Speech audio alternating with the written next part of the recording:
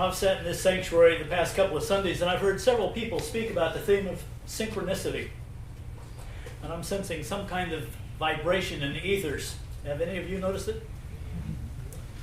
Okay, well, I've listened to several testimonials, and I wondered why things like that don't ever happen to me. And then Reverend Catherine invited me to speak about peace this morning. So it does happen. I just haven't been tuned into the vibration. Now, I am a peacemaker. I know that for a fact. I can document it. I took the test that's supposed to show me my personality type. And out of 9 possible personality types, I turned out to be peacemaker by an overwhelming margin. Now, what, you may ask, does that have to do with synchronicity? Well, the theme for the second week of Advent is peace. And I'm a peacemaker. And here I am standing up here talking about peace. What could be more synchronous than that? Does it occur to you that synchronicity is a synonym for divine order? Now, I don't mind telling you how proud I was when I found out I was a peacemaker. I wish that there were more people in the world just like me. Then the time we live in wouldn't be quite so chaotic. I was ready to look down my nose at all those people who weren't peacemakers. Now I know that I had a lot to learn about peacemakers. Personality types, including peacemakers, are more complicated than I realized. You see, there are 9 levels of development within each personality. They range from healthy to unhealthy, from the level of liberation to the level of pathological destructiveness. And this is true of peacemakers just like it is about everyone else. And that meant that I could be a liberated peacemaker or a pathologically destructive peacemaker, or somewhere in between. My level of development, therefore, is far more important than my personality type. So the world does need peacemakers, positive peacemakers, not pathologically destructive peacemakers. Don Richard Risso and Russ Hudson, in their book Discovering Your Personality Type, list some of the differences. They say that peacemakers are generally patient, easygoing, receptive, and agreeable, just to name a few of their personality traits. Well, that's me, all right, and I'm certainly not ashamed of it. At their best, peacemakers are self-aware, proactive, inclusive, steadfast, and serene. They are the eternal optimists, always wanting to believe the best about other people. They want every story to end with happily ever after. And now I should say we, go out of our way to avoid conflict. The only thing that's been left out is how cute we are. Yeah, that's a big Yeah. Don't leave that one out. Please. Peacemakers do get into conflicts, I get that. Like many other guys, I've had a past wife experience. The lady who shall remain unnamed once informed me that I was passive-aggressive. For the sake of avoiding conflict, I replied, "Whatever you say, dear." She was probably right.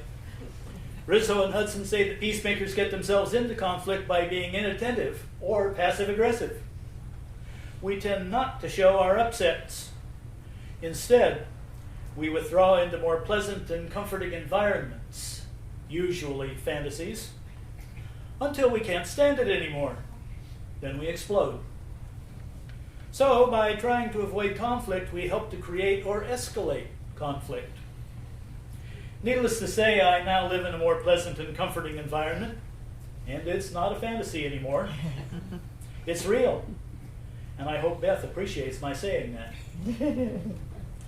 Now my tendency to be passive-aggressive rarely raises its ugly head. I'm still proud to be a peacemaker, but I no longer look down my nose at other personality types. Now, it's probably not even correct to call people like me peacemakers. The negative behaviors that we are inclined to certainly do not contribute to peace. I think we should be called conflict avoiders. And conflict avoidance is not necessarily a good thing. Now, all personality types can be peacemakers if they choose to be. Personality is not the issue. It's the level of development. At the positive end of the spectrum, we can all get along.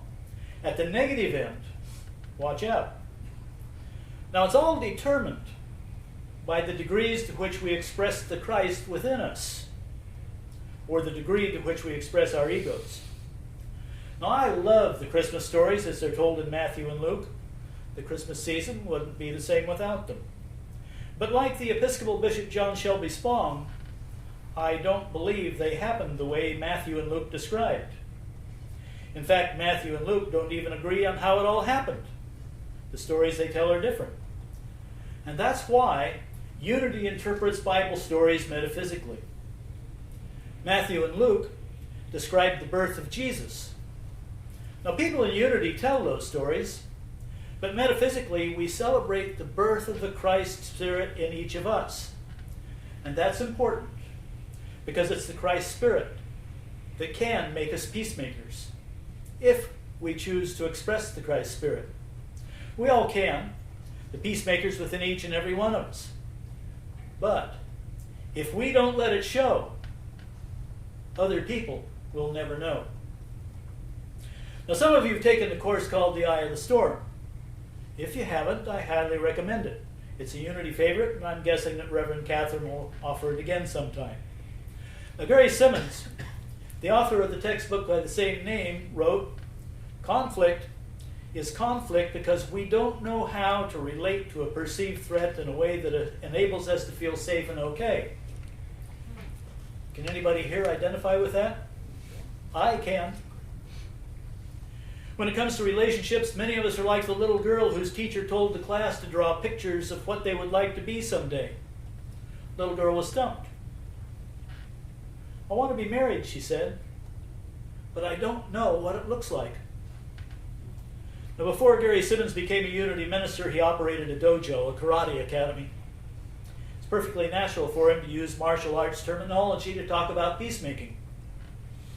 Gary suggests that each of us can discover the black belt within us. And he shared the experience of one of his students. Scott, a 9-year-old, said, "Before I became a black belt, if someone pushed me around, I either ran away or had to fight because I was afraid. Now that I'm a black belt, if someone wants to fight, I can just walk away." In other words, we can discover a power within ourselves that is greater than our fears. And it doesn't matter whether I'm a peacemaker or a challenger. Now, I'm doing better, but I have to confess, I don't always know how to relate to perceived threats in ways that enable me to feel safe and okay. Like a lot of people, I tend to get defensive when I feel threatened. And then my reactions to people are likely to be rooted in fear or feelings of inadequacy. When I'm like this, Gary would say that I'm not moving in the direction of spirit. And I bet you've met people like that. We tend to categorize them along with Ebenezer Scrooge or the Grinch. Now, I do want to get moving in the direction of spirit. I've been working on that ever since I've gotten into Unity. I want to give up being defensive in the presence of threats. And that means that I have to change the ways I see situations. Most threats are threats only because I perceive them as threats. As Gary says, I'm the one who makes those situations mean what they mean. Can I make them mean something different? How can I do that? Well, I don't know. But I have gotten some good advice as to where to look. Have you ever heard the question, what would Jesus do? Of course you have. You've heard it so often you probably think of it as a cliche. And cliches are easy to overlook. I do it frequently, especially when I forget that Jesus is our way shower.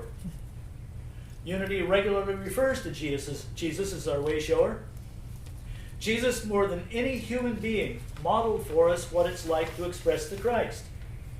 We call Jesus the Christ, but we often overlook Jesus' teaching that all of us have the Christ Spirit within us. We can exercise the same powers Jesus did. So let's use the season to remind ourselves to welcome the rebirth of the Christ within us. With that in mind, I looked up what Jesus said on the subject of relationships. Now, besides being a guide to spiritual growth, the Bible is a great self-help text in how to get along with people, or how not to get along with people. You might get the impression that the Bible is a chronicle of dysfunctional relationships. We find the subject of relational conflict from Genesis to Revelation. The very first relational spat was between Adam and Eve over who was to wear the plants in the family.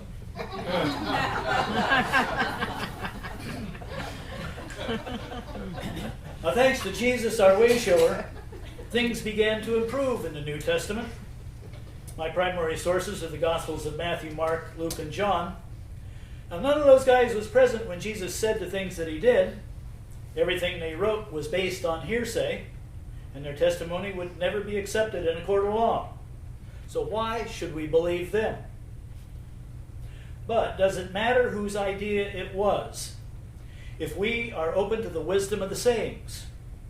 Whether Jesus said something or the gospel writer made it up, the ideas are expressions of the Christ Spirit. Now, according to Matthew, Jesus said, "You shall love your neighbor as yourself." Now, we'll hear about the Advent theme of love next week, but I ask you, is peace possible if you love neither your neighbor nor yourself? Now, this is important. It's so important that Jesus called it the greatest and first commandment. We must love ourselves before we can be strong enough to love others. We must be secure in our own identities. This is what Gary Simmons called the black belt within us. Who knew that Jesus was a black belt? Now, it surprises some people that Jesus didn't originate this idea. He was teaching Jewish law. It had already been stated in Leviticus. It said, "You shall not take vengeance or bear any grudge against the sons of your own people, but you shall love your neighbor as yourself." Now, if we read Scripture carelessly, we leave the door open for all kinds of prejudices and discrimination. It seems to imply that we must love only people like ourselves. It's okay to bear grudges against foreigners. We need to read further. A few verses further on, Leviticus says, "The alien who resides with you shall be to you as a citizen among you. You shall love the alien as yourself, for you were aliens in the land of Egypt." Does this remind you that we are a nation of immigrants? Now, the point in Leviticus and in Matthew is that we are commanded to involve ourselves in the vital interests of others, whether they are like us or they are foreigners. And remember, this comes from a scripture that said, in effect, "Let's make Israel great." Now, this can be a little confusing for those of us who are security conscious. As a small, skinny kid, I was often the target of the neighborhood bullies. And I often fantasized about getting even. That was my ego telling me how to behave. The Christ was telling me that wasn't right. But I was confused. Gwynne Dyer, in his book titled War, said, "In general terms, arms races are only responses to real or perceived strategic confrontations.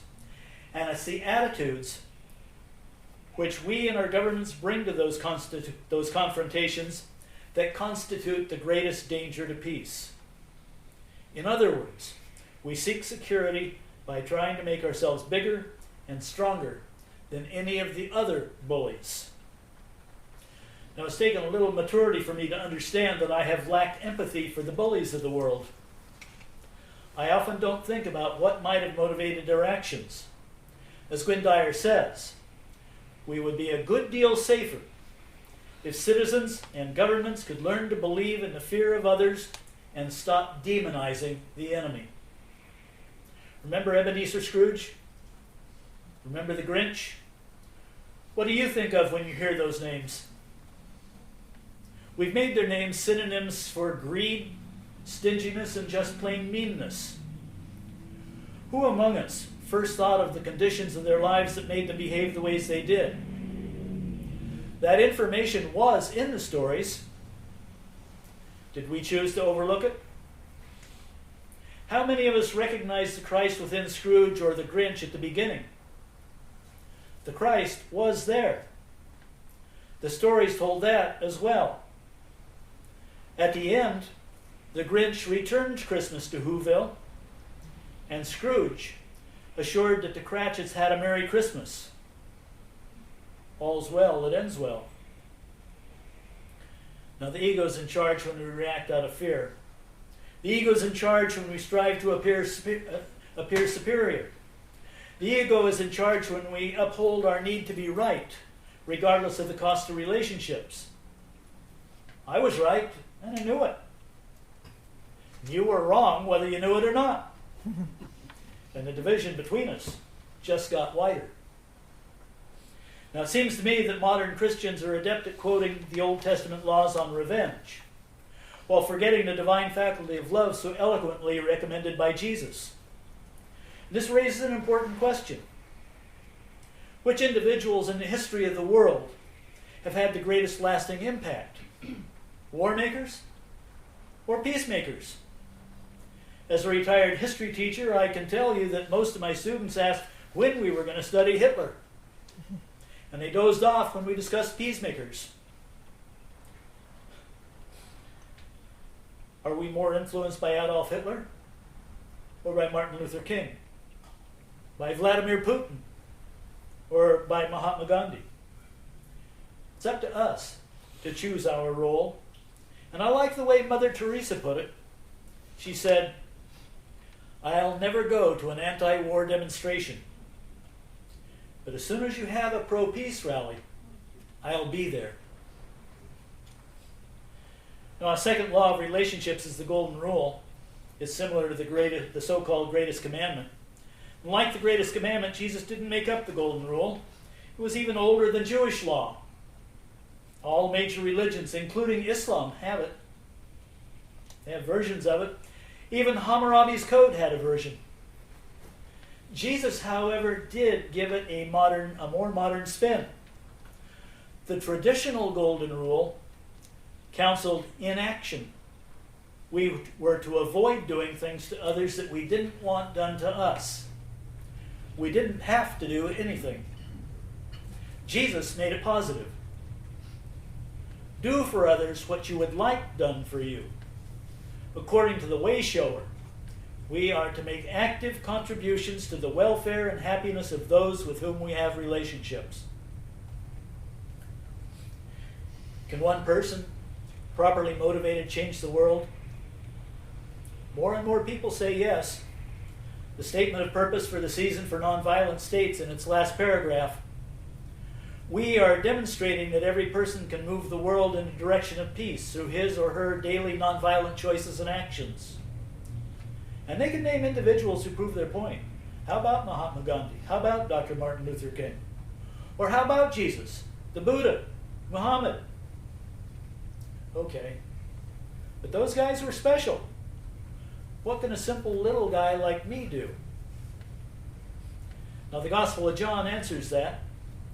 Jesus said, "Very truly I tell you, the one who believes in me will also do the works that I do. And in fact will do greater works than these." Basically, Jesus was telling us that if he could do it, we can. Even I can. If I birth the Christ within and allow it to express through me. James Twyman, in his book Praying Peace, said, "Our role is not to bring peace where it is not, but to reveal peace where it is hidden." It's not up to us to create peace. God's already done that. It's up to us to open ourselves to it and to show others that is already here. As the song says, peace must begin with me. Peace in our lives depends on us. We have choices in how we interpret our life experiences. I'm still learning that I'm the one who makes my life mean what it means. I can be in turmoil, or I can be in peace. It's only slightly more complicated than that. Peace waging requires some basic training, boot camp if you're into martial terms. We may need to recondition the ways we think, the ways we act, and the ways we are. And I offer you 3 steps adapted from the teaching of the Lombard Mennonite Peace Center. Step 1. Let's adjust our thinking. Let's begin by acknowledging that conflict is a normal part of our lives. Let's face it, as soon as 2 or more people interact, conflict's inevitable. If those people embrace it and handle it in positive ways, they can profit from it. Now think what dull lives we would have if everybody agreed on everything. Nothing would ever change for the better. We would stagnate. So let's examine where we're coming from and release our need to be right.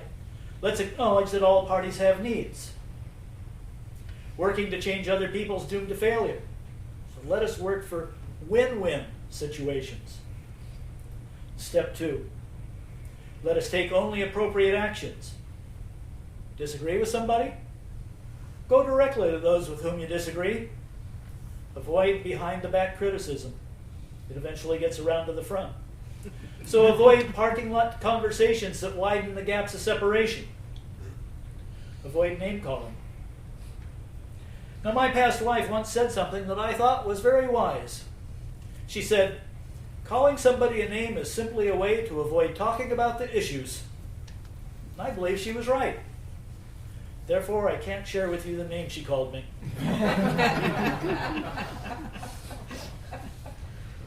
And I can't believe that referring to another nation as the evil empire or the axis of evil is very persuasive in getting others to see things our way. Let's learn to listen and then use that skill. Let's summarize and check out what we hear before we respond. We can't control whether or not others understand us, but we are in charge of making sure we understand others. Now, some time ago, I saw a bit of wisdom in a comic strip. This was way back on April 17th, 2003. And the comic strip was Rose is Rose. Haven't seen this strip for years, and that makes me kind of sad. It shared a lesson that is timeless. In the first panel, Rose was having an absolute fit. She laid into her husband yelling, "You got bits of jelly and a peanut butter. You should use separate knives." I had a brother and I could identify with Rose. But I'm a husband and I could feel myself getting defensive. But the husband's response blew me away. He said, "First, allow me to thank you for calling my attention to my error in judgment. Second, thank you for suggesting how I can avoid repeating my error in the future. Third, I appreciate your speaking loudly enough to ensure clarity." Now you can imagine the last panel. His response had sucked all the energy out of a perfectly good snip. Now it's in the eye of the storm. When other people are raging at us, we simply reply, "Tell me more." We encourage them to get it out of their system. Now let's adopt a rule that comes from all the world's religions. Let's suspend judgment. Our judgments are often based on misperceptions anyway. Do we ever engage in enrolling others to support our positions? Isn't that a way of trying to make somebody else a loser? How do we feel when others are choosing sides against us? Let's be willing to negotiate. Let us identify the issues, interests, and needs of both sides, or all sides. Why not generate a variety of options for meeting all parties' needs? Evaluate those options by how they meet the needs and satisfy the interests of all parties. We may have to accept the possible, rather than demanding the ideal and ending with nothing. Because both of us may have to give up something, we should reward each other for each step forward. Always, we should celebrate our mutuality. Step 3, let's be all we can be. Let's be firm in our commitment to follow the path of waging peace. Let's always act out of principle. Let's be hard on the issues, but soft on the people. Finally, I share a quote from my favorite guru, Swami Vyandananda. And this is what he said: "The good news is peace on earth is inevitable. I sure hope we human beings are around to enjoy it. We must become nomads. That is, when you nomad at me, I nomad at you. When we are all nomads, there will truly be no madness on the planet. And it all begins with each individual. This may seem like a piecemeal approach to transforming the world, but it works. A little piece here, a little piece there. And pretty soon all the pieces will fit together to make one big piece everywhere." And now, responding to Ebenezer Scrooge's Christmas blessing for the Cratchit family, Tiny Tim said, "God bless us, everyone. And in my own words, I wish you peace."